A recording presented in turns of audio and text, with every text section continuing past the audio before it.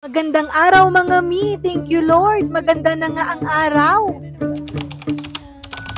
Super thankful nga kami ngayong araw na ito dahil nga hindi namin masyadong naramdaman ang bagyong Christine na yan. Super thankful din dahil safe and healthy naman yung mga family namin. Hoping and praying na naway kayo din ay safety and healthy. So ayun nga, bumili nga muna ng ulam yung mag-ama, kaya naman ito at sinamantala ko nga munang maghugas ng bote ni Arkidandan. At pagdating nga nila eto at may bili nga silang kwek-kwek ay naapo nag-imas.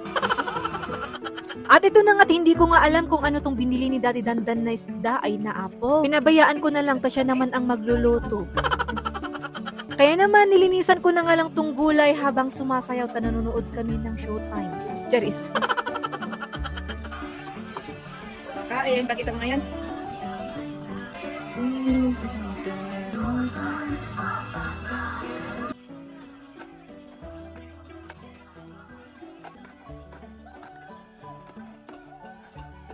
Sinabay ko na nga rin itong okra dito sa may sitaw dahil nga ito nga lang ang uulamin ko. Kayo rin ba nag-uulam ng okra? Alam ko na, hindi kayo nag-uulam. Charis.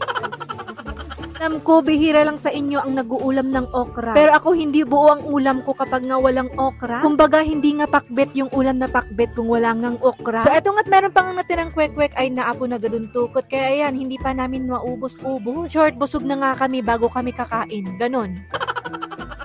At syempre, parcel is life, kaya naman everyday merong parcel. So eto na nga't napakaganda nga ng araw, pero yung view lang talaga ang hindi maganda. Charis. Anong nangyari sa aking pananim? So yan. Nabagyo ng aking mga pananim. So yan, ang ganda ng weather ng Baguio ngayon. So yan.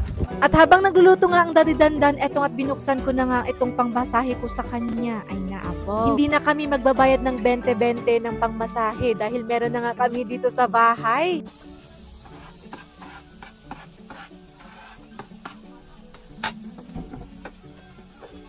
So ayun, ginagalingan naman niya ang pagluluto at ito, nagpapamasahe na rin ako. At habang nagpapamasahe ako nga dito, eto nga syempre may pasali-sali. At ito na nga't malapit na ngang makaluto ang aming sheep cook for today's video. At nung natapos na nga siya magluto, eto na nga't sinubukan na nga niya itong massager. Maturog ka nun mat urehan pa nga nakaluto. Charis.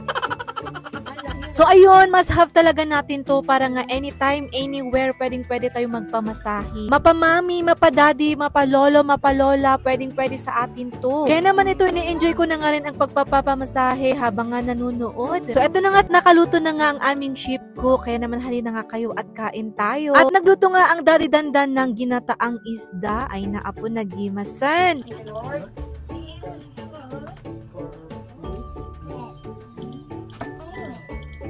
Aisha, thank you Lord for our food. Bless it. Amen. So yun na nga, halina nga kayo at kain tayo. Kaya naman, hanggang dito na lang muna for our today's video. Thanks for watching. Thank you so much Lord. Let's eat.